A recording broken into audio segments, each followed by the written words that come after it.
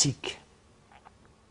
Il s'agit ni plus ni moins d'un racket discret sur tous les secteurs rentables de l'économie française, ainsi qu'une privatisation rampante de la protection sociale et des retraites. Écoutez attentivement ce chiffre. Notre dette est de 1 650 milliards d'euros. Eh bien, fin 2010, la collectivité nationale aura payé plus de 1 355 milliards d'euros d'intérêts financiers cumulés depuis 1973. Si nous avions maintenu le mode de financement national antérieur, les intérêts auraient été nuls sur la période 1973-2010. Pire, sur une période de 37 ans, on constate que la dette publique est constituée à 85% du paiement des intérêts.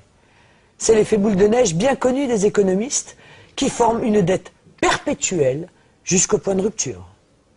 Les caisses de l'État sont vides pour le financement des retraites, mais il n'y a aucun problème pour trouver du budget destiné au cartel bancaire mondial, y compris pour le renflouer par plusieurs centaines de milliards d'euros depuis novembre 2008. Cette question est le nœud gordien de tout le système de pillage des richesses des nations occidentales par la financiarisation de l'économie, le libre-échange et la mondialisation.